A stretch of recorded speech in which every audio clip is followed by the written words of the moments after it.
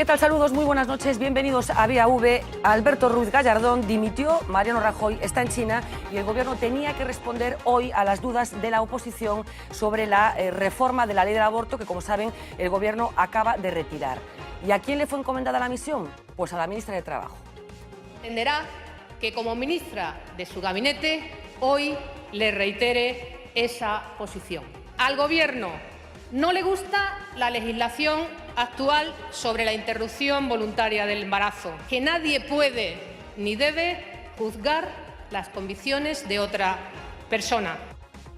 La vicepresidenta y presidenta en funciones no estaba en el Congreso de los Diputados, la ministra de Sanidad estaba en Galicia, el próximo ministro de Justicia todavía no ha podido tomar posesión porque el presidente del Gobierno está en China, así que sorprendentemente fue Fátima Báñez, como decimos, ministra de Trabajo y Seguridad Social, la persona encargada de aclarar qué piensa hacer el Ejecutivo con esta normativa que, como todos sabemos, le ha costado el puesto a Ruiz Gallardón. Sabemos ya el nombre de su sustituto, Rafael Catalá.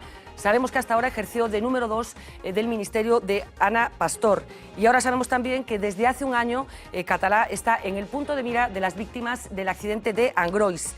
Escuchen lo que declaraba esta mañana Teresa Limón en Radio Voz. Estaba herida, estuve muy grave y cuando volví a mi casa del hospital, después de haber estado 8 días en coma y en un momento de vulnerabilidad absoluta, llamó a mi casa, a mi teléfono particular y me pidió que no hablara mal del accidente, me presionó. Bueno, pues hablaremos en directo esta noche con Teresa Limón sobre los reparos que están poniendo las víctimas al nombramiento, como decíamos, de Rafael Catalá, que formaba parte hasta ahora del gabinete de la ministra Ana Pastor. Malas horas las que está pasando otra política, en este caso del Partido Popular, la señora Paula Prado, Marina Chiavegato. ¿Qué le ha pasado? Pues Fernanda, que está siendo investigada por el TSG por delito de tráfico de influencias y fraude. La noticia se ha sabido esta mañana, pero el PPDG no ha querido pronunciarse sobre el tema. Quien sí lo hizo fue la diputada y ex portavoz, eso sí, a través de un comunicado enviado a los medios de comunicación. En él dice que es inocente y que su partido siempre la ha respaldado. Luego les contaremos con más detalle los motivos por los que se le investiga y también ese comunicado donde lamenta no haber podido defenderse de las acusaciones. Fernanda. Gracias, Marina. Dedicaremos también parte del programa de esta noche a hablar de las sombrías perspectivas macroeconómicas. Otra vez la sombra de la duda planea sobre Europa. Lo acaba de reconocer hace unos días Mario Draghi. El crecimiento del euro en la zona euro y el PIB real llegaron a un punto muerto en el segundo trimestre de este año. Y al mismo tiempo hay una tasa de desempleo demasiado alta. Manuel Lago, muy buenas noches.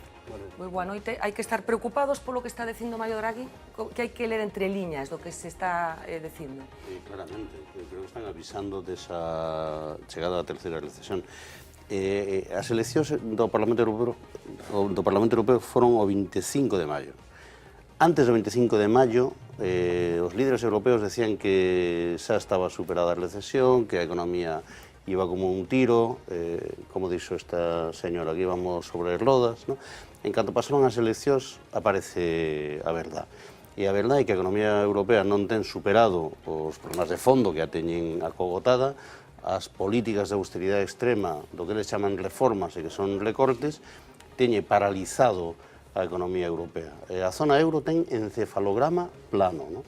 E o contraste con Gran Bretaña e Estados Unidos é tan evidente que hasta as élites que levan 7 anos fracasando ca súa política económica se ven na obriga de entender que hai que facer algo distinto ao que se ven facendo hasta agora. Julio Sequeiros, muy buenas noches. Hola Fernanda, buenas noches. ¿Albiscamos una tercera recesión en España? Yo creo que desgraciadamente es muy probable. En España, digamos, como consecuencia del contexto europeo. Del contexto europeo y lo que pasa en el contexto europeo como consecuencia de lo que es, digamos, la ralentización del crecimiento a nivel mundial. Es decir, aquí detrás de todo lo que hay es la ralentización del crecimiento en Brasil, en cierta medida en China, en India, Rusia, Argentina, el sudeste asiático, y que hasta ahora hemos crecido fundamentalmente los países europeos exportando hacia sus mercados, esas exportaciones disminuyen, coincide con que lo que es, digamos, el distinto ritmo de los distintos países en los ajustes. Sí. Es decir, cuando España está, mantiene el ajuste muy avanzado, Francia está empezando. Sí. ¿No? Hay alertas sobre el particular, pero luego entraremos en detalles, pero ¿España puede soportar una tercera recesión? Porque, claro, no es lo mismo pasar la primera que la tercera. Hombre, que la va a soportar en el caso de que la haya, no me cabe ninguna duda, ¿no? Ahora, que sería absolutamente dramático, porque sería meternos en una tercera recesión con un 24 y pico % de tasa de paro, ¿no? Y con un periodo electoral, ya hablaremos después, sí, ¿no? Como es probable que todos los procesos electorales que va a haber en la segunda mitad del año que viene, desde mayo, si se dan en un contexto de recesión con el paro aumentando, yo creo que puede ser un escenario realmente preocupante. Miguel Anxo Bastos Boubeta, moi boa noite. Moi boa noite. Coincidimos na análise? Que vai haber recesión, eu me temo que probablemente sí, por falta de austeridade, precisamente. Eu lamento discrepar do amigo Manuel, pero creo que é falta de austeridade. É dicir, o Estado español está gastando hoxe máis en términos absolutos que no 2007. Entón, quero dicir, falta austeridade, o sea, non veo onde está a austeridade por ninguna parte. Bueno, pues despois entraremos nesa discusión de que habería que facer para que non chegara a terceira recesión. Solo digo, mirade os países que están salindo e a ver que fixeron, nada máis. Letonia. A ver se conseguimos decirlo xa desde o principio. Por exemplo, están os datos aí fríos. Porque hai outro exemplo, perdón, Xapón leva expandindo oferta monetaria, o ano pasado a Abenomics duplicou a oferta monetaria para nada, como é normal. Bueno, Carlos Vázquez Padín, moi boa noite. Boa noite. Con quen coincidimos? Coincido máis con Bastos, non? Europa ten un problema grave de competitividade debido ao Estado hipertrofiado, a elevados niveis de esforzo fiscal, a unha burbulla de débeda que se sigue inflando e inflando, é dicir, calquera dato de débeda que miremos desminte a versión tantas veces repetida de exceso de austeridade, todo o contrario, hai falta de austeridade, e as políticas expansivas das que xa está poñendo en práctica o Banco Central Europeo, vimos, como dixo Bastos, en Xapón, cal é o resultado, non? É dicir, un estancamento, unha recesión desde os anos 90, leva a Xapón precisamente como consecuencia das políticas monetarias de tipo expansivo que son a súa vez consecuencia da presión que os gobernos exercen sobre o Banco Central Europeo para poder seguir coa súa política de malgasto. Bueno, coincidencia en el pronóstico, en lo que va a suceder en la economía europea y española por las 4 personas que he preguntado hasta ahora, diferencia de criterios en relación con la medicina que hay que aplicar. Hoy se ha hablado también de economía y de deuda, precisamente en el Parlamento de Galicia. Sorprendente la conversación parlamentaria que han mantenido Yolanda Díaz y el presidente de la Xunta de Galicia. Precisamente Yolanda Díaz acusaba al presidente de esa mala utilización de la deuda. Vamos a escucharlo. Un se endebeda para facer xustamente inversión e o resto sería motivo de despido, señor Feijóo. Vostede na empresa privada non duraba un segundo. Señoría, é a primeira vez que un deputado de Esquerda Unida me dice que se estuvera nunha empresa privada me votarían. Sempre me dice que traballo para as empresas privadas e agora me dicen que me votarían as empresas privadas. Rubén Pérez, moi boa noite. Home, evidentemente a cuestión da débeda non é unha cuestión secundaria. Esa teoría, hoxe escoitábamos unha barbaridade sobre as previsións de crecemento, incluso que artella o goberno galego, que estaban en torno a 1,8, non? Esas previsións que son absolutamente irreais.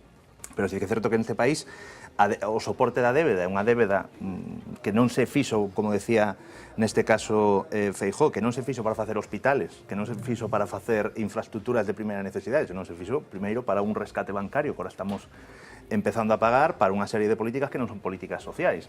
Eu creo que non é unha cuestión secundaria unha auditoría da débeda neste país, porque eu creo, primeiro, que xa é unha cuestión que xa non que son os economistas críticos. Eu creo que hai incluso algúns gobernos que empezan a poñer en cuestión que podamos pagala. E logo hai un tema que eu discrepo absolutamente, Estados Unidos, o modelo norteamericano. Outro día eu alucinaba cos datos do custe do Estado americano. Só as oficinas federais, o complexo militar e a política exterior de Estados Unidos é un gasto moi por enriba do gasto que temos nós. É dicir, que nós temos un Estado ou Europa está hipertrofiada desde o punto de vista público, eu creo que non se corresponde. Bueno, hablaremos por supuesto de economía, como les decía. Veíamos ese cara a cara entre Yolanda Díaz y el presidente de la Xunta de Galicia. Hubo otro cara a cara hace 15 días, seguro que lo recuerdan. Que o BNG non sexa o tonto útil do Partido Socialista Obreiro Español. Para solicitar que o tonto útil do goberno de Rajoy retire esa alusión ofensiva ao BNG. Si non direi que Galiza ten de presidente un gilipollas. Muchas críticas aquel día por el tono en el que transcurrió ese debate parlamentario. Hoy las cosas, también había sesión de control y las cosas transcurrieron por otros derroteros. Señor Feijóo, bos días. Bos días, señor Jorquera. Bos días, señor Feijóo. Ate estou disposto a pedirllo, por favor. Non só lle contesto por favor, sino que lle contesto con moito gusto. Bueno, como ven, la cosa no tiene nada que ver con lo que sucedía hace exactamente 2 semanas, en donde se respira hostilidad en el mercado de Apedra, en Vigo. Les adelanto los problemas que hoy ha tenido el equipo de V Televisión para hablar con los comerciantes de una parte del mercado, justamente la zona que acaba de ser señalada por Estados Unidos como un centro de venta de mercancía pirateada e ilegal. Fuera, porque estás grabando. He dicho que fuera. Que nos vamos por ahí. He dicho que fuera. Bueno, no, he dicho que fuera. Sin agresión, ¿eh? Ninguna. De momento ninguna. No, he dicho que os larguéis. Pero nos vamos que por os ahí. larguéis. No me da la gana. Que te largues. Son cosas de las que hablaremos esta noche, una noche en la que vamos a empezar con mucha educación. Xurxo Torres, moi boa noite. Un auténtico placer telo de novo por aquí, catedrático de Didáctica e Organización Escolar da Universidade da Coruña, un auténtico referente en relación cas políticas educativas. Para empezar, quero que me traslade unha sensación. Hoxe estivo o ministro Wert no Congreso dos Deputados contestando preguntas. Imos escoitar o que dixo para despois preguntarche que sensación che provoca a visión do ministro de Educación. Imos ver. Tengo que decirle que el Gobierno no va a reducir el gasto educativo. No vamos a rectificar una política de becas que ha conseguido el mayor número de becarios universitarios, que ha conseguido la mejora de los resultados académicos de esos becarios universitarios y que, diga su señoría lo que diga, responde al mayor presupuesto en la historia de España en becas. Se refiere al impacto sobre la igualdad de la disminución del número de profesores. Y tengo que decirle que con la información real disponible encuentro enormemente difícil contestarla, puesto que el número de profesores, lejos de disminuir, ha aumentado respecto al curso anterior. Según o ministro, máis becas que nunca e máis profesores que nunca. Sí, claro, según as cifras del, ¿no? Todo eso. Tú podes ter máis becas que nunca, reduces a todos a cantidad que lles das, e entón, con menos cantidade, incluso, lle podes dar a moitas máis bolsas. O sea, e iso que están facendo, que o que se viu é que reduciron enormemente a cantidade de cada beca, do custe que recibe cada estudante de cada beca, a parte da demora que ten en recibilos, etc. E é increíble, eu vexo, cando falo cos estudantes, pois os problemas que teñen, os que están de Erasmus, pois que se teñen que vir, pois que non lles chega o diñeiro nin de broma, a parte da miseria que é ese tipo de axuda, etc. Non, a política de recortes é increíble, o que pasa que Que consideración lle merece o ministro? Eu creo que é o peor ministro da historia da educación que eu poda imaginar e lembrar, desde a democracia, por suposto, pero hasta incluso, diría, dos últimos anos do franquismo, que todavía ainda lembro algo de alguna cousa desas. Pero con moito peor. Bueno, a prova é que nas valoracións sociais é o ministro peor valorado desde sempre en toda canta estadística sale en todos os lados que hai. Por qué? Tres razóns para explicar por qué verte o peor ministro de Educación, polo menos da democracia. Porque é un ministro que entrou nun goberno cunha lei xa diseñada, que ya elaboraron outros, me imagino que sería o gabinete FAES ou cosa polo estilo, porque el non viña do mundo da educación. Desde que saliu da universidade, do sistema educativo non tiña nin idea. E aos poucos meses de estar de ministro se presenta unha lei super elaborada e moi ben elaborada desde un punto de vista técnico e desde unha filosofía moi neoliberal. Quer dizer, se a mí me dixeran nun exercicio de política educativa diseñar unha lei desde unha óptica neoliberal e neoconservadora que está de fondo, eu creo que non son capaz de imaginar algo perfecto e máis coherente co que elaboraron. Entón, ele entrou como un cabalo aí e dixeron vas a ter menos diñeiro e vas a ter que vender isto. Ele é un mago de encuesta, de estadística e todo eso, e sobre todo é un mago da linguaxe. Nos cambiou toda a linguaxe e xa non sabemos o que significan as palabras, non? Porque, claro, é a persona que che dice que é dialogante, Pero claro, que é dialogante para ele? É que tú te poñas xunto a ele e lle fagas caso. Se discrepas del, é que tú eres un intolerante, non eres dialogante. E así, con todas as palabras, nos van metendo toda unha linguaxe increíble. Imos entrar en detalles do que está acontecendo neste inicio de curso, no que empezou a aplicarse al 11 dun xeito progresivo, pero algúns cursos xa están aplicando esa famosa lei. No caso de que isto continúa adiante e que se consolide, digamos, ese proxecto educativo do ministro Wert, que vai acontecer ca educación en España? É que eu non son capaz de imaginar que eso poda consolidarse. Ten en conta que hai un dato obxectivo, que é a única lei na que hai un acordo entre todas as forzas parlamentarias de que no momento que cambia a correlación de forzas... A da reforma da lei do aborto tamén. Sí, ven abaixo, non? Entón, bueno, eso xa é moi importante, non? E logo, claro, creo que as movilizaciones son grandes e constantes, o enfrentamento con comunidades autónomas, por exemplo, agora o virus, non? Que decir, hai cantidad de comunidades que están retrasando toda esta entrada en vigor desta lei, pero hasta por cuestións propiamente dunha infraestructura mínima para comenzar con algo, non? É dicir, a locura que se fixo, por exemplo, en Galicia, de empezar xa con esta lei foi increíble. Pensa, é unha lei onde empeza primeiro, terceiro e quinto son novos. Os contidos obrigatorios, a parte do Ministerio Oficial a fixo pública en marzo, a parte galega a mediados de agosto.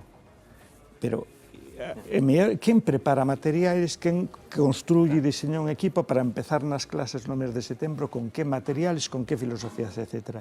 Con cambios moi grandes, porque non é só os nomes das asignaturas, sino que esas asignaturas levan unhas novidades metidas no seu diseño como nunca levaron. Que diré, unha política moi forte de querer controlar, de forte sospeita, lle chama sobre o profesorado, querendo que o profesorado é inútil, entón é dicir, che vamos a dicir todo o que tes que facer.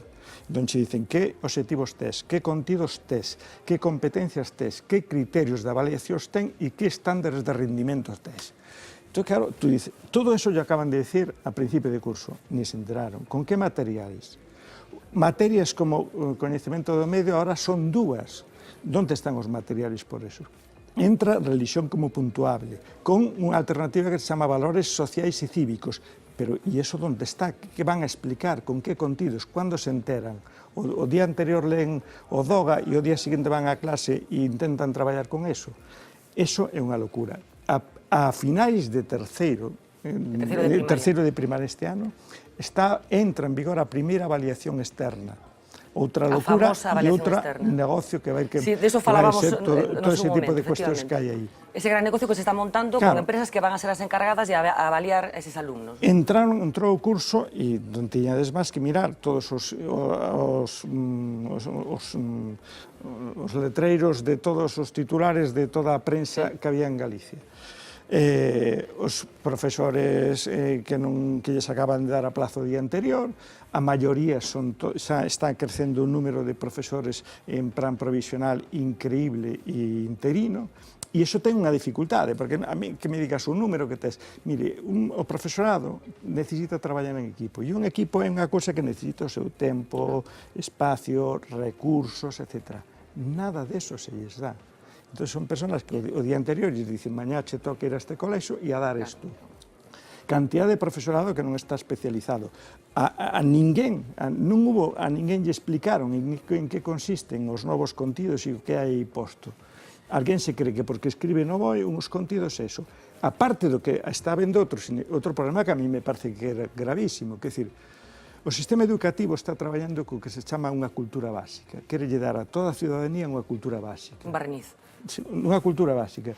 A cuestión é, quen decide que é unha cultura básica? Por que quen decide que contidos son aqueles que precisan hoxe as novas generacións? Porque, insisto, esta lei non foi construída, digamos, cas aportacións dos especialistas, non houve un debate previo de... Nada, e además non houve nin debates cara a cara, o sea, non había forma. Eu que me movo así bastante e anduve sempre en todas as outras leis, discutías con xente da administración, non logrou ninguén que nos pudiéramos sentar xente da administración con xente que nos dedicamos ao ensino e que traballamos desde outra óptica. Ni de broma, son monólogos onde a persona que entra solta non sei que, manipula todas as cifras, as dice e xa está. E como Imos escoitar enseguida detalles, pero Xurxo, por insistir, imos supoñer que esta lei efectivamente se consolida, que imaginemos que as vindeiras eleccións as volve a gañar o Partido Popular e considera que esta é a lei que hai que aplicar. Que tipo de sociedade vai construir esta lei? É a mesma que se está producindo, que decir, eu che diría, para pensar o que pasa no sistema educativo, tú mira todos os ministerios. Que está pasando na sanidade? Que está pasando na xusticia? Que está pasando cos servicios sociais? E estás escuitando sempre a palabra privatización, privatización, privatización. O sistema educativo ten aí dúas finalidades. Unha que é privatizalo, e para eso tes que construir a imaxe de que todo o público funciona mal, e, por tanto, demonizar ao profesorado da pública, por suposto, todo o que está na pública que é horroroso. E, por outro lado, ten outro mecanismo que é máis civilino e máis peligroso que ten que ver cos contidos, que é construir un novo sentido común. Tú tens que educar as novas generacións nun sentido común do que é normal, do que é obvio, do que é lóxico, o que merece a pena e o que non merece a pena. E para eso están os contidos escolares. Para eso está esa obsesión con solo determinado tipo de materias, non? O que chamaban Margaret Thatcher e todos os máis conservadores, incluso norteamericanos, a volta ao máis básico. Lingua, matemáticas e uns barnices de ciencias. Todo o que é o mundo das ciencias sociales, das humanidades e das artes quedou para atrás. Claro, e ese mundo é o que che reorienta e lle dá sentido a ese outro máis científico, non? Entón, agora, a obsesión é un acrónimo que é STEM, que é ciencia, que as palabras en inglés, ciencia, tecnoloxía, enxeñería e matemáticas, que aí é onde hai que concentrar toda a poboación e todo facer eso. Claro, si tú analizas eso, dices, mira, o problema que teñen ese tipo de cuestións, e iso o dicía moi ben Einstein, non? Cando se dá conta de onde leva a física sola, dice, mira, aquí o que necesitamos son o campo das ciencias sociais, das humanidades e das artes, etc. É o que che prepara esa mente máis interdisciplinar que che vai a facer que te fixes e tomes en consideración outro tipo de perspectivas que non podrías tomarte de outra forma. E é que che dice, pois vamos a facer ciencia, pero dirixida a este fin. E para facer isto, vamos a facer enxeñerías, pero con esta finalidade para satisfacer estas necesidades da ciudadanía. Claro, por aquí sí e por aquí non. Claro, incluso a palabra máxica, non? Porque agora che dicen todas as materias teñen que traballar a linguaxe, a expresión oral e escrita, a cultura do emprendimento, que é a palabra máxica, outra das palabras máxicas máis que ten esta ciencia, esta nova filosofía. Claro, e a cultura do emprendimento no marco no que está é a figura de facer unha especie de pequenos empresarios. Non é un emprendimento incluso como debería ser en outro sentido, que as persoas teñen ideas e iniciativas e as queren levar a cabo. Pero é unha iniciativa que tens que ter e de alguna forma a controlas, a analizas e a valoras con outro tipo de reflexión de fondo previa, que merece a pena nesta sociedade, que é unha cousa xusta, que é unha cousa que nos axuda a construir un mundo mellor. Eu personalmente hasta como podo sentirme mellor e mellor relación cos demais, etc. E todo eso está nese recorte, que decir, tú pensa, cando se dice todo o mundo das humanidades queda todo infravalorado e recortado, a prova é que non vai haber ninguén que avalíe nunca nada que ten que ver con eso. Aquí o que se avalían son solo ciencias, matemáticas, lingua e a educación financiera, que foi a última moda que meteron aquí dentro. Todo o demais non hai ningún criterio, porque a avaliación de terceiro non vai evaluar todo o que pasou desde nos 3 primeiros anos, vai avaliar só lingua e matemáticas. A de sexto vai evaluar lingua, matemáticas e ciencias. Logo, aparte neste medio, tes as esencias estas mundialistas, tipo a IAE, que avalía con PIRLS, se vai a mirar a lectura en primaria. TIMSS se vai a mirar as matemáticas. Logo ven a OCDE e con 15 anos se miran matemáticas, ciencias e educación financiera e comprensión lectora con 15 anos. Quer dicir, tú, como profesor ou como profesora, estás ali, o que tú vas a dicir aos estudantes é, mira, esas materias, bueno, eso non vos preocupades, estudiad isto, que son as que contan para que despois pasar o examen. A min como profesor me van a avaliar en función do que os estudantes teñan os resultados. Si é así, eu me dedicarei a entrenalos en trucos para pasar test. Imos escoitar algún detalle máis. Como decíamos, este curso entrou en vigor, como está explicando Xurxo, parte da LOMCE en algúns dos cursos con todas esas carencias, esas eivas das que estaba falando Xurxo, pero imos coñecer algúns datos máis concretos. Imos facelo, como sempre, ca axuda de Uxía Rodríguez. Adiante, Uxía. Pues como decíais, con septiembre ha llegado la vuelta al cole, que este año sigue trayendo los recortes que últimamente parecen inherentes a la educación pública. Nuevo curso, viejas reivindicaciones, pero una novedad, la entrada en vigor, aunque de forma parcial, de la LOMCE, la conocida como Ley Wert. Aquí en Galicia, a los problemas de esa implantación apresurada se suman muchos otros. Protestas por falta de profesores en centros como Rosal, Ourol, Forcarei y un largo etcétera. Maestros impartiendo materias para las que no están preparados. Malestar entre las familias por la eliminación de ayudas para material escolar o el cierre de escuelas rurales, y ya van más de 100 desde el año 2008.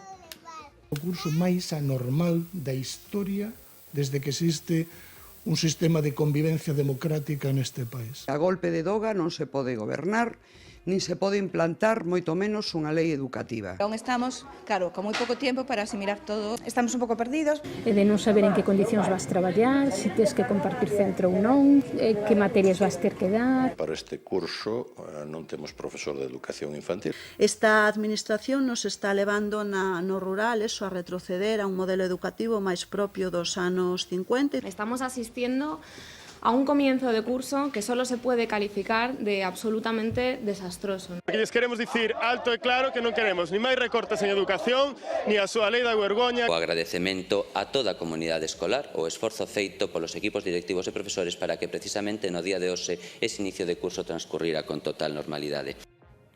Fue el propio rey el que dio el pistoletazo de salida a este curso 2014-2015 en Galicia. Lo hizo también con tono crítico. Nuestro sistema educativo sigue teniendo problemas graves, como hemos escuchado, como la tasa de abandono escolar y las dificultades para la inserción laboral de nuestros jóvenes. Otro hecho tan grave como innegable y de absoluta actualidad es la frecuente falta de adecuación de las competencias de muchos ciudadanos a las necesidades de la economía real. Menos presupuesto, menos profesores y más alumnos, copagos antes inexistentes y normas que no convencen a nadie. Aquí en Galicia, desde las últimas cuentas elaboradas por el bipartito, las de 2009, hasta las actuales elaboradas por el equipo de Feijóo, las partidas en educación se han dejado 357 millones de euros. En 5 años ha perdido casi el 15% de su financiación. Los recortes también se notan incluso más a nivel nacional. En los últimos 4 años, la asignación del Ministerio de Educación ha caído más de un 30%. El dinero destinado a educación no es lo único que cae, porque el número de profesores también se reduce. El curso 2011-2012 fue el primero en 20 años en el que descendió la cifra de maestros. Desde entonces, y según cifras oficiales, hay 20.000 profesores menos y 297.000 alumnos más. Cifras oficiales que los sindicatos llegan a duplicar, con una tasa de reposición de tan solo el 10% y un aumento del porcentaje de interinos. Aumentan los alumnos y en plena crisis menguan las posibilidades económicas de muchas familias, al mismo tiempo que menguan también las ayudas y las becas. La semana pasada el propio ministro de Educación tuvo que reconocer la bajada que tantas veces negó. El dinero para becas cayó en 75 millones de euros el curso pasado. Si miramos más atrás, son 210 millones menos en 2 cursos. La defensa en la que se escuda se basa en su cambio de reparto. Aseguran que hay más estudiantes que se benefician. Vamos, hay menos dinero, pero para dividir entre más personas. A esto tenemos que añadir la drástica bajada de las ayudas para libros de texto o el copago en los comedores escolares. Recortes en un sistema educativo que califican como el menos eficaz dentro de la OCDE. El último informe educativo de esa organización hacía una radiografía con los 6 principales fallos de nuestro sistema. Tenemos la tasa de abandono más alta de la Unión Europea. Casi un 23% de los jóvenes de entre 18 y 24 años no pasan de la enseñanza obligatoria. La media europea está en el 11%. Hablan también de la elevada tasa de repetición. A los 15 años, el 45% del alumnado ha repetido al menos una vez. El dinero invertido no rinde. España invierte más o menos lo mismo que la media de los países desarrollados en educación, pero los resultados son mucho más mediocres. Precisamente los resultados mediocres son el cuarto fallo que señalan. Todas las pruebas de nivel internacionales nos colocan en un mal puesto. Además, el sistema educativo, dicen, no está adaptado a la realidad del mercado. Y por último, los profesores están, aseguran, desmotivados. En España, los maestros apenas mejoran su sueldo conforme avanza su carrera y tampoco son recompensados por hacer las cosas de otra manera. Y todo esto, Fernanda, con una posible huelga general en educación ya a la vista en octubre. Bueno, datos muy contundentes, Uxía, los que nos has presentado, Xurxo. Son tan mediocres os estudantes españois? É que o curioso é que as únicas estadísticas oficiais que manexa o Ministerio e que manexa a Xunta son exclusivamente os datos dos informes PISA, TILS e PINS. Non hai avaliacións internas que fixeran. Por lo menos ninguén as coñece. Hai investigacións privadas de grupos que fan cosas, pero non hai ningún solo dato oficial. E só están estas institucións facendo eso. Pero eso é interesado, porque calquera se podría dar conta de que queremos saber cal é o coñecemento, que dominio teñen das ciencias sociais, ou das humanidades, ou das artes, do tipo de valores polos que se están guiando os estudantes, todo ese tipo de cuestións. Eso se pode avaliar. Eso non lles interesa avaliar, porque o que interesa é concentrarse só en ese tipo de materias para redirixirte hacia aí. Por eso aquí hai unha cuestión moi importante. Se trata de conformar un novo sentido común, que se convirta en pensable, en obsesionável, só ese tipo de materias. E esos estudantes o saben ben, e o profesorado sabe comunicalo moi ben. Dice, mira, isto é o que entra, e isto é importante, e isto outro, parará. Que están facendo moitas comunidades autónomas, por exemplo? Engadindo e dando máis número de horas de clase en matemáticas e ciencias. E claro, e un dice, e as outras materias? Todavía menos. E además se desdoblan e se traballan dunha forma moi, todavía excesivamente, na maioría dos casos, por este tipo de filosofías moi memorísticas, porque aquí hubo un retroceso incluso nas formas de traballar e nas metodoloxías que se empregaban na clase, porque os ministerios, sobre todo nas últimas 3 leis, incluídas as últimas do PSOE, empezaron a meter unha palabrería que aquí non se sabía o que significaba, que nunca se traballaba. Pois mira, cando de repente che dicen que todo o sistema educativo tiña que ser constructivista. Claro, eso era unha filosofía psicolóxica, unha cousa que afectaba unha cousa, pero que traducilo a unha filosofía de como se traballa dentro do sistema educativo é, primeiro, un reduccionismo forte e, segundo, acaba, na medida que tú explicas eso a xente, pois nunha especie de eslogan que todo o mundo poñen. Tú imagínate, unha cousa que é hasta contradictoria en raíz é pensar que tú podes facer un libro de texto constructivista. Un libro de texto constructivista que además che dicen todos os estudantes teñen ritmos de aprendizaxe diferentes, expectativas diferentes, coñecementos previos diferentes, intereses diferentes. E o libro de texto che dice, todos os estudiantes empezan a lección unha, o mismo día, estudiando a mesma cosa e facendo os mesmos exercicios. Digo, oiga, esas locuras. Logo, ven a seguinte locura que de repente aparece toda unha linguaxe que é das competencias. Da noite para mañá, dicen que aquí hai que traballar por competencias. Non había ninguén en ninguna parte, en ninguna facultade no Estado español traballando deso. Se o había, o tiña ben agachado, porque non conocemos ninguén. E de repente todo o profesorado, incluso a universidade, bueno, na universidade xa foi unha locura, porque nos dicían, ustedes o que teñen que avaliar son competencias, non conteúdos. Pois calquer profesor que está na universidade, Xulio e que están aquí, son profesores, eu quero saber como se avalía un estudiante por competencias e, sobre todo, outro problema que xa é a filigrana número 1, que cando me ven un expediente de outra universidade, por exemplo, da Santiago a Coruña, eu non lle podo mirar que contidos estudou. Eu só teño que mirar o dominio de competencias. Claro, son locuras que veñen dunhos campos determinados e que se transfiren a outros. Quer dizer, iso ven do mundo da formación profesional e que ten que ver con aprendizaxes moi técnicos, de moita precisión, etc. Hai unha relación absoluta nos últimos tempos, de forma evidente, escoitábamos o actual rei falando deso, que ven sellar a educación co mercado de traballo. A educación ten que ser un lugar no que entrenamos a futuros traballadores. Ten algo que ver, al 11 entra en vigor este curso, ten algo que ver a taxa de paro juvenil que temos do 50%, como todos sabemos, ca mala educación que recibiron históricamente os nenos españois? Mira, no programa anterior, nunha entrevista que me fixeche, eu che dixen que a min alguén me pase unha estadística oficial dicindo que empresas en este país non puderon abrir ou tuveron que fechar porque non atoparon personal cualificado no Estado español para cubrir os postos de traballo. Ao revés, as estadísticas que se están dicindo veñan para aquí e non van aos países máis subdesenvolvidos onde os niveles de exigencia son menores. Ao revés, son os grandes países máis competitivos que dicen mándeme para aquí esa xente. Ustedes gastaron o diñeiro que eu agora lle saco rendimento. Que va, aquí o que houve foi un destroce de toda a infraestructura empresarial que había, e eso os economistas o sabrán moi ben, porque descubriron que se facían mellor negocios a través da banca e máis rápido se ganaba máis dinheiro. O sea, que non é un problema da educación, sino do mercado de traballo en sí, non é un problema do que aporta a educación. E agora queren ligar todo eso ao mercado productivo, todo o sistema educativo, que eso tamén é unha locura, que decir, hai etapas nas que tú podes a mellor pensar máis en eso, pero, por exemplo, non ensino a educación infantil, non ensino todo o que é a etapa do ensino primario, todo o que é ensino obligatorio. Pois, hasta non fai moi pouquísimo tempo, todo o mundo dicíamos que queríamos dar unha educación integral, formar personas críticas, responsables, solidarias, que tuveran un bagaxe cultural mínimo, etc. Agora xa che están dicindo, especializa o seu fillo, a súa filla xa desde o momento que nace. Outra das cuestións que se pon encima da mesa para justificar esta lei ten que ver ca cultura do esforzo.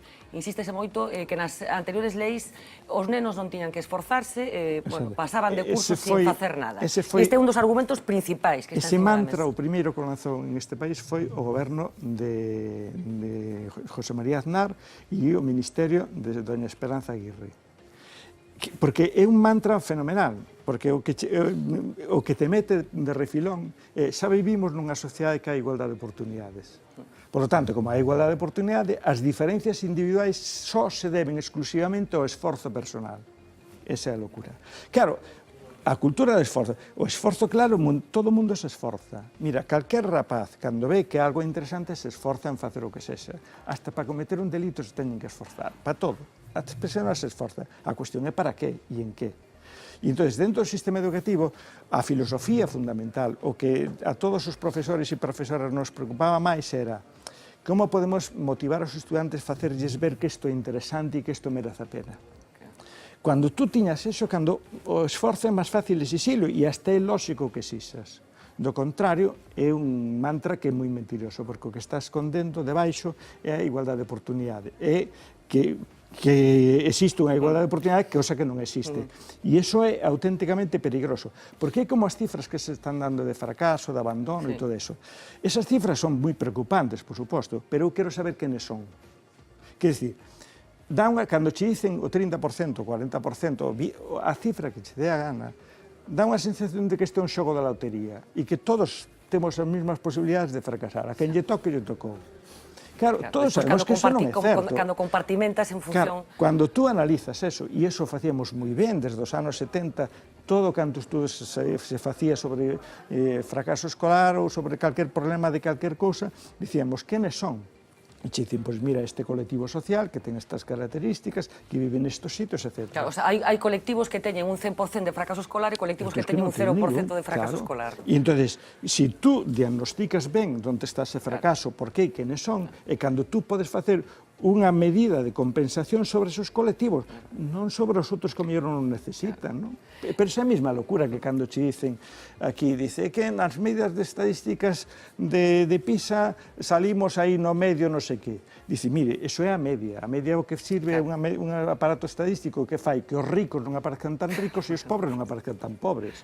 Claro, cando usted mira aquí no Estado, dice, pois mira, se esa é a razón no País Vasco, Cataluña, a Rioja, non tiñen por que facer ninguna reforma, se lles va fenomenal, se están por riba da media. Hai quen pode decir que ese modelo de educación á diversidade, de non considerar que todos somos iguais, de que non todo o mundo ten as mesmas oportunidades, e que precisamente a escola o que ten é que procurar limar esas diferencias fruto do nacemento de cada un, bueno, pois é que unha especie de utopía que é imposible leválo á práctica e facer unha escola que respete estes principios. É posible facer unha escola distinta? Claro, e temos exemplos e temos experiencias. Neste momento temos a primeira primeira xeneración de estudiantes, por exemplo, adolescentes, que sabe relacionarse con persoas discapacitadas, que estudiou con eles. Temos as primeiras persoas etiquetadas con discapacidade, etc., e que nos manuais, por exemplo, que eu estudiei, dicía que era imposible que fixeran nada, que chegaron á universidade e están acabando carreiras. E aquí na Coruña, pues, temos persoas que tuveron parálisis cerebral e acabaron 2 carreiras. En todos os lados está dando eso.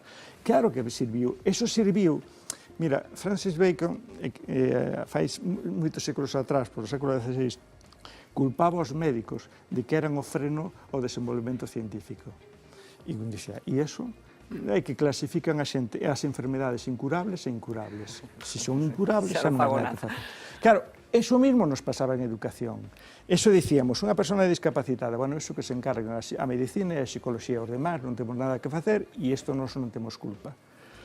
Cando puxemos máis o sentido común e pensamos máis, dixemos, pero mira que estas persoas son ciudadanos e cidadás.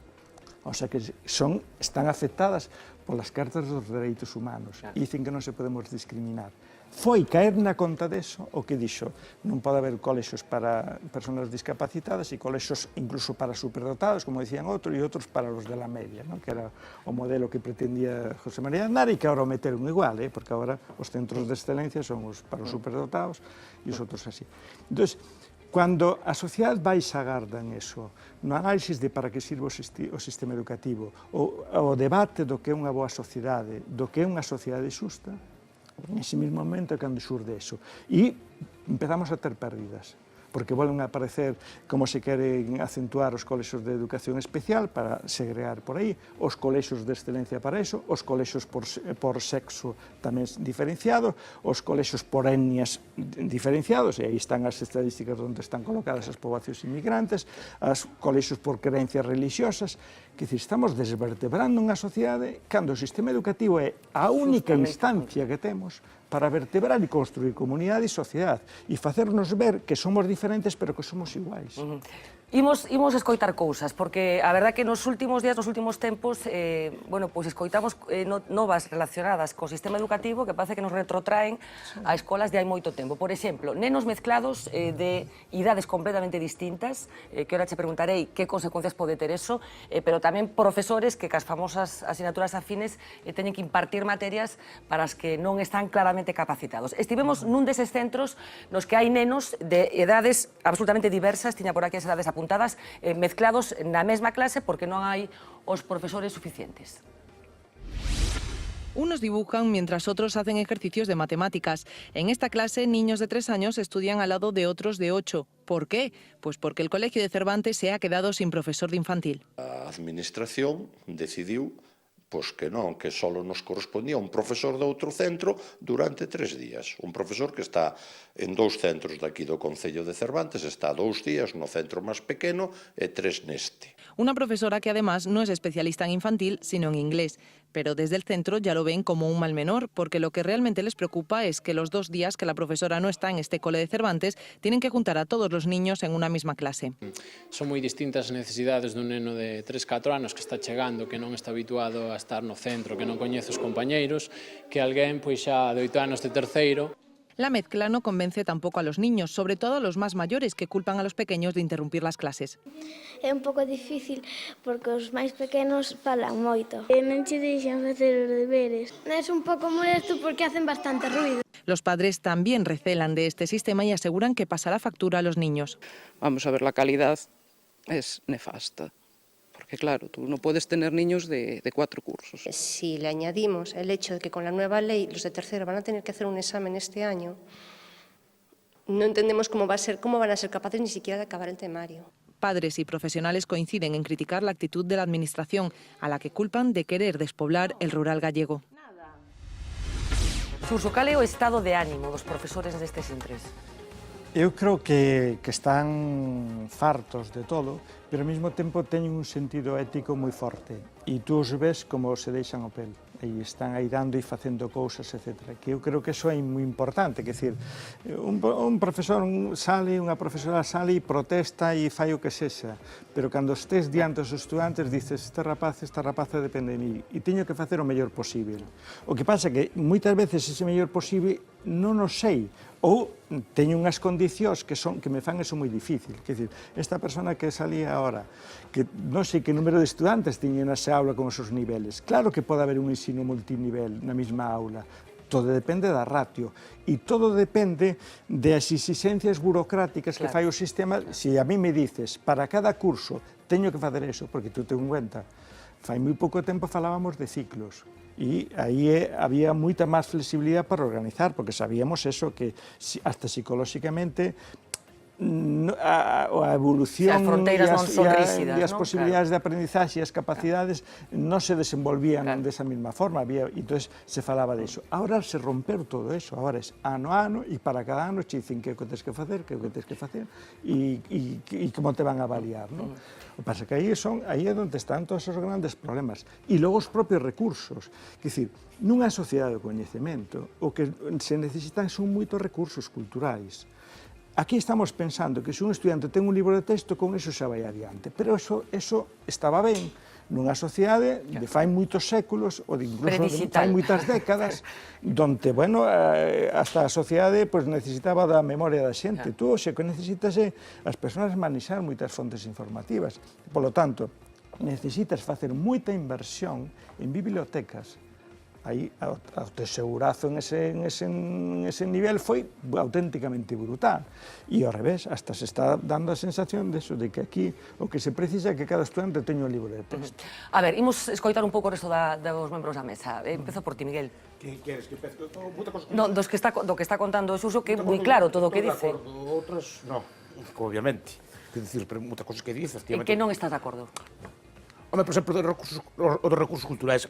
Ahora cualquiera rapaz con unha tableta que costa medio por 50, 60 euros, ten a biblioteca de Babel ali. O que pasa que os rapaces, meus alumnos non usan eso para ver a biblioteca de Babel. O sea, para ver a biblioteca de Babel son todos os libros da tierra. E teñen bibliotecas, ten millóns de libros ali e non o usan para eso. Decir, algo falla no medio, non por falta de medios, precisamente, porque en cualquier tableta telo todo. O sea, tes millóns de libros e calquera pode... Pero tú coincides en que hai ese cambio de sentido común que falaba Xurxo? Digo que os rapaces que me chegan a min ou que veo por aí non usan esas tabletas, esas cosas que son relativamente baratas. Non digo que todo o mundo pode ter, pero las de 50, 60 euros. Eu teño comprei unha desas para ver como funcionaba. Son unha maravilla, ao menos son o último grito, pero podes lelo todo. Máis cousas. Entón, digo, sobre todo no que falaban dos recortes e así, vamos a ver. Non podemos pretender que unha economía que está en recesión, que o PIB cae un 10%, que siga vivindo igual que antes, pero ni na sanidade, ni na educación, ni nas infraestructuras, ni nas pensións, aparte ten que baixar. E non só a cuestión de gasto, a educación non é cuestión de gasto, o gasto, falaban antes do promedio de gasto que na Europea, eso é falso, o gasto español é superior incluso de Finlandia. Pero, sí. Por estudiante, non por cápita, que aí está a trampa. Pero por profundizar un pouco... Se mide por cápita, non por estudiante. Miguel, por profundizar un pouco no fondo do asunto do que fala Xurxo Torres, que non é unha cuestión menor, porque o que plantexa, acabamos de escoitar, é que o que se está instalando é un novo paradigma, un novo sentido común, creo que era a expresión que utilizabas. E ti crees que hai ese proxecto ideolóxico? Aí non estou de acordo con el, creo que efectivamente se enfatiza moito nas matemáticas e creo que efectivamente falta humanidades e falta ciencias sociais. Pero que iso é un objetivo perfectamente premeditado. Que a educación, por desgracia, toda perfectamente premeditada. Desde que a educación é pública do século XIX non está pensada porque non se aprendan. É un exercicio de adoctrinamento estatal, e o teño claro, e o defendo onde haga falta. Un amigo meu, Martín Parto, fixo un estudio moi bo sobre o contido dos libros de texto e están absolutamente sesgados.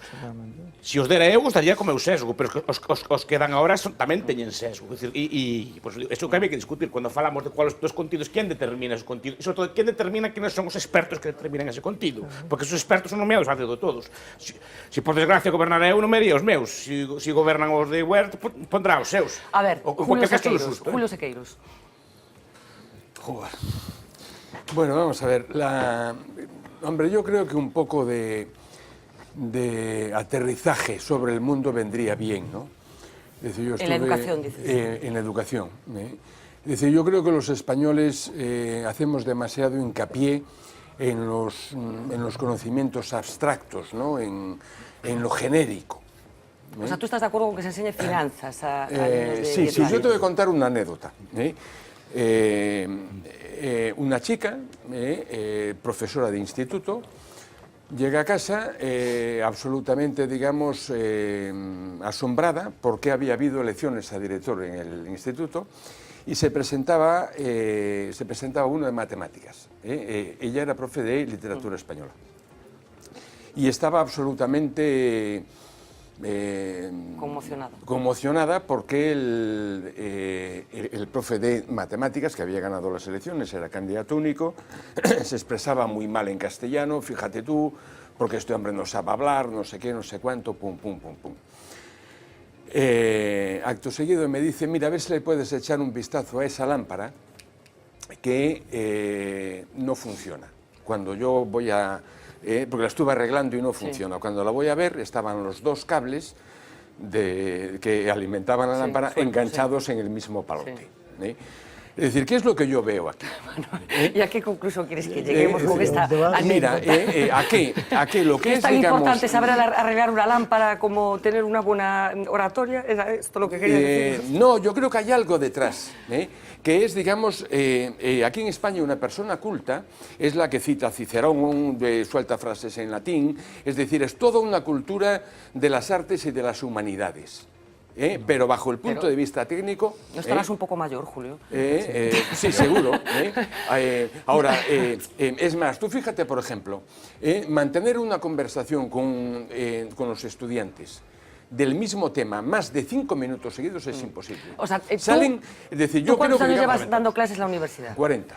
¿Han empeorado, por utilizar una palabra odiosa, las últimas remesas de estudiantes con respecto a los primeros a los que te enfrentaste? Primeras, decía, yo los veo mucho más obtusos. Bueno, esto que dice Julio, a ver, o di moita xente, quero dicir, Xurxo, que lle decimos a Julio? Claro, sí, porque eso que facía xa, pois meu pai e meus avós seguro que facían o mismo. Eu te avalío a ti polo que eu sei e na medida que tú non sepas o mismo que eu sei, ti eres moi mala e caeron os niveis. Mira, eso, además, hai moitos estudos moi bonitos deso, hai un estudio, además, que se fixo en Francia lá por os anos 80, que era cando empezaba todo este mantra de que os niveis educativos estaban caendo. E iso os americanos o fixeran incluso antes para ir a outros lados. Bueno, dous sociólogos franceses fan ese estudo para ver se efectivamente estaban decaendo os niveis. O título, que además o libro se traduzo depois a castellano, o título final do informe é O nivel educativo sube. Todos cantos análises hai empíricos che dicen que nunca tuvemos unha generación que supera tanto sobre isto.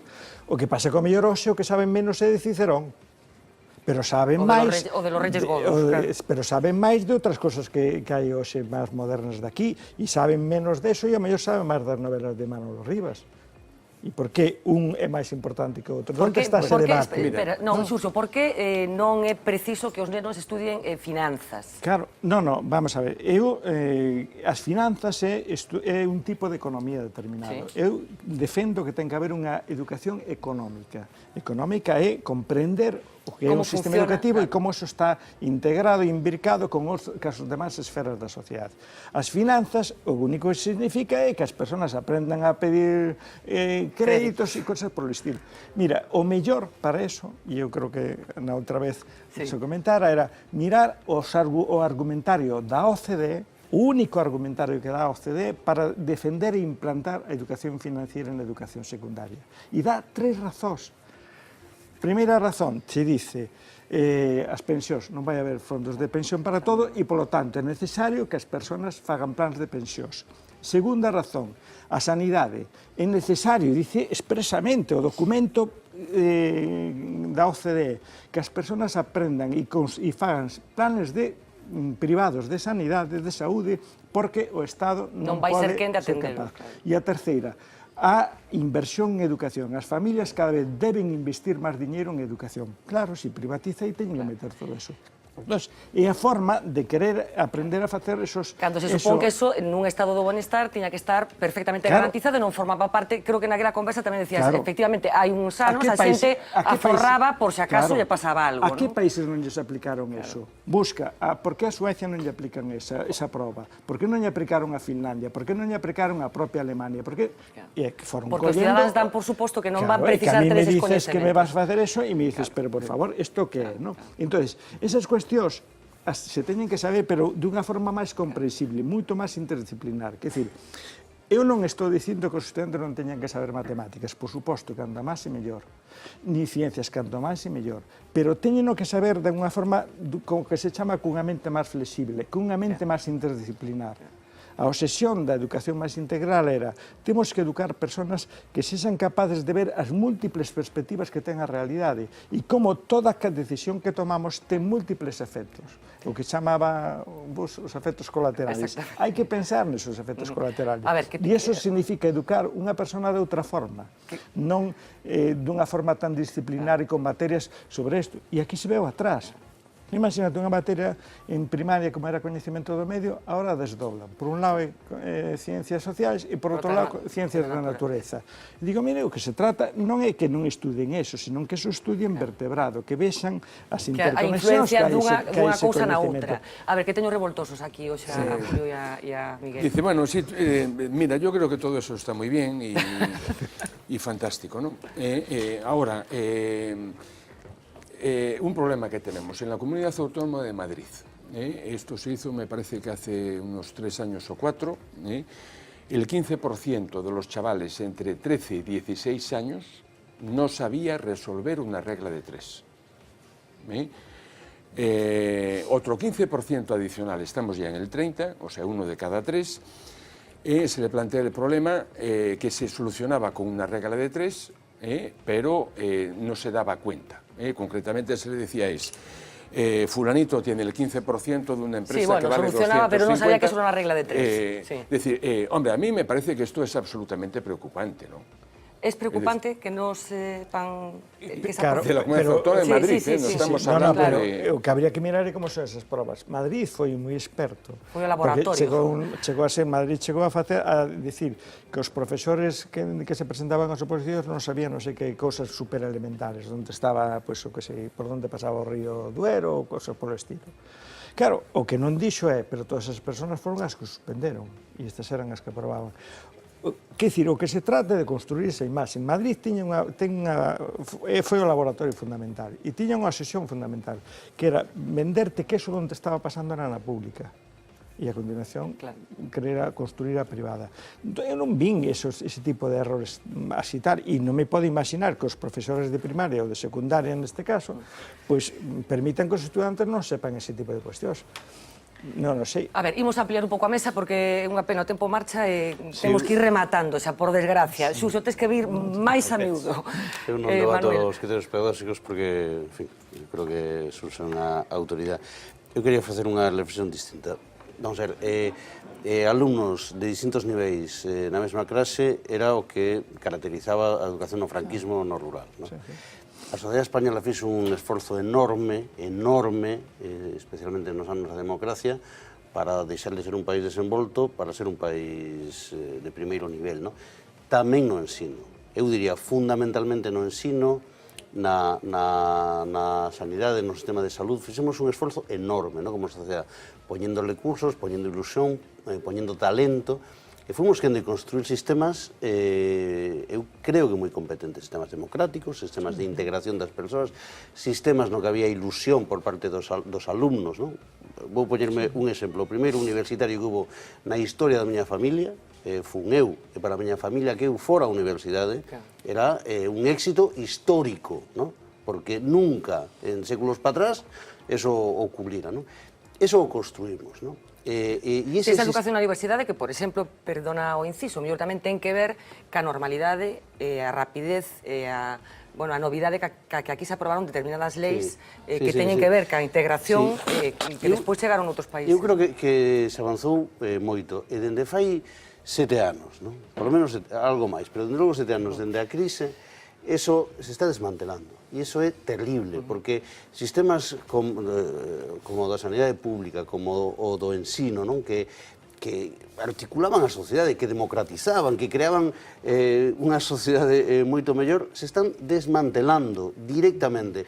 Os alumnos están enfadados, os profesores están deprimidos, a expectativa en todo é lamentable. E iso, e aí coincido absolutamente con Sulso, ten unha clara intención. A ver, pido vos, Rubén, cortiña, por favor, a intervención, despois rematamos. Esa imaxe da escola rural de alumnos con diferentes grados, xa só falta o alumno que vai antes a encender a estufa de leña que había fai 50 anos, porque encima os concellos tamén van a desaparecer en gran parte da inversión.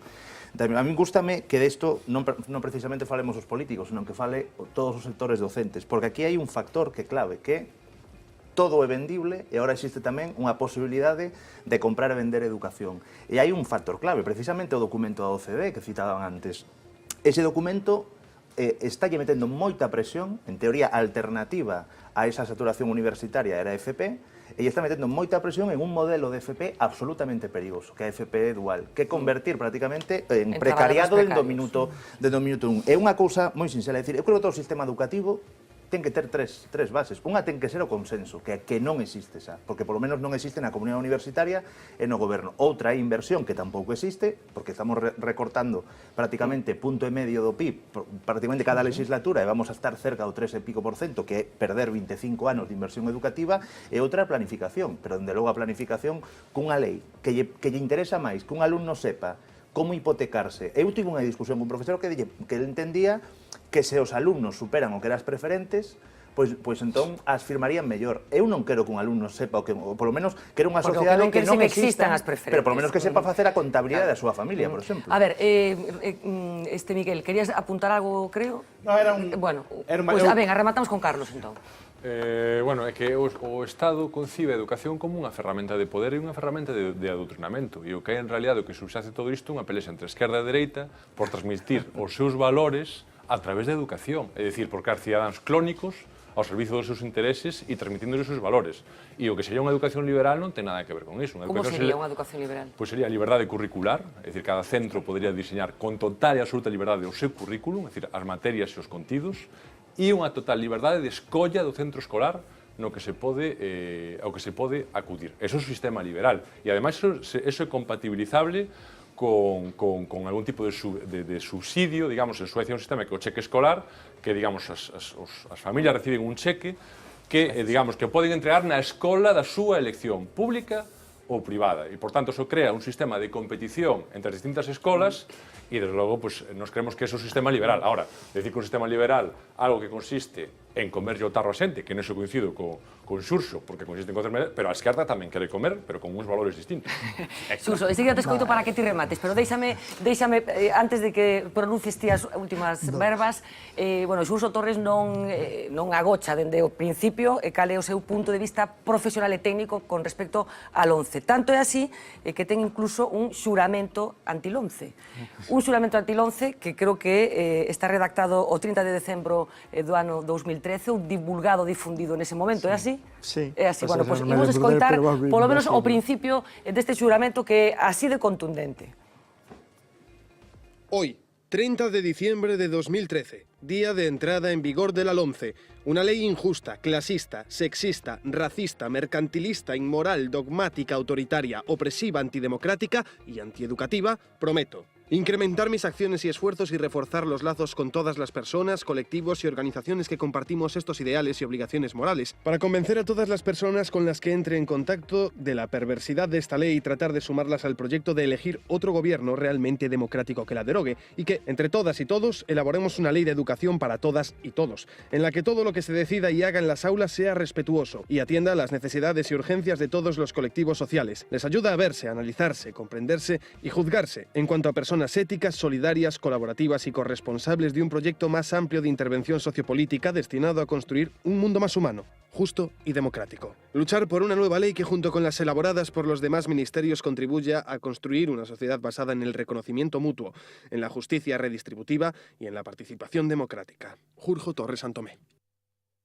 Bueno, pois así de clariño é ese xuramento. Ten razón Carlos Vázquez Padín que a escola, o que os partidos políticos, que os diferentes gobernos o que queren é facer clóns ideolóxicos a través da escola?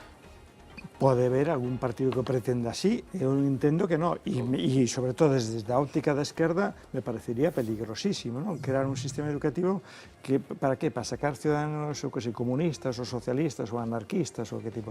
Non, eu creo que se pode facer e se pode montar un debate e un diálogo e crear un sistema educativo que nos sirva a toda a ciudadanía, donde se respete a liberdade de pensamento e se promova a liberdade de pensamento, que ese é o que nós temos que ensinar hoxe nunha institución como é a escola que dicimos unha escola inclusiva, non?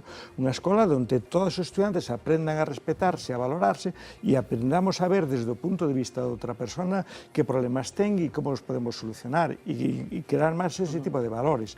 Por eso, o meu énfasis que vos dicía antes, nas dimensións máis interdisciplinares e ir máis a un currículum onde as persoas aprendan a ver perspectivas de todo tipo e confrontar todo eso. E o que ten que ser o sistema educativo. E eu respeto e defendo o que é sempre a liberdade de cátedra, que é diferente da liberdade do catedrático. A liberdade de cátedra é o espacio, eso. E é un espacio onde exercitamos as persoas na liberdade. E eu teño que admitir e incluso fomentar que existan persoas que pensen diferente da min, pero que podamos debatir e ver e aprender uns de outros en ese tipo de cuestións. Eu creo que eses son os grandes defectos. Estamos xugando con maniqueísmo, que decir, a dereita dice que a esquerda quere facer eso e así estamos, que non hai forma de chegar a unha reforma educativa. Pois tú mira, nos anos que levamos de democracia, que locura hai aí de letras, de palabras, de xergas, etc. E iso, claro, fai que o profesorado lle falte unha estabilidade como para pensar, para construir equipos, etc. E a educación é costosa, pero como se suele dicir, máis costosa é a ignorancia. Aparte que é unha cuestión de pactos, non? Sempre se fala de Finlandia, que Finlandia tomou unha decisión nun momento determinado da súa historia que vamos resolver o problema que temos que a educación e resolveron. Que dicir, se tú sentas ao profesorado e faz e as diferentes forzas sociales e abrimos debates sobre eso, pero debates democráticos, é cando se pode construir esa base. O que pasa é que este país non montou nunca un debate.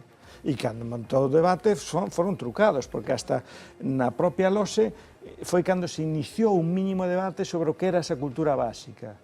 Pero era un debate moi trucado, de moi pouco tempo, etc. E eu creo que iso é importante, non? Abrir un debate sobre que ten que saber a nova ciudadanía e, sobre todo, que tipo de sociedade queremos e hacia onde queremos ir. E, polo tanto, en función deso, que tipo de formación deben recibir estes estudantes. Eu, de verdade, que estou disposto a sentarme con calquer persona de calquera ideoloxía para falar destas cousas. Xurxo Torres, de verdade, como a sempre, un auténtico placer. O dito, tes que vir con máis asiduidade para poder disfrutar das túas verdades e do teu análise. Un auténtico placer, de verdade, contar contigo. Como dicíamos, empeza esa LOMCE que ti esperas que non acabe de consolidarse definitivamente. Así que teremos ocasión de seguir falando de educación, que nos apasiona tamén. Gracias, Xurxo. Imos facer unha pequena pausa de publicidade, voltamos enseguida para falar de outras cousas que sucederon hoxe, incluída algunha que ten que ver ca economía. Enseguida voltamos.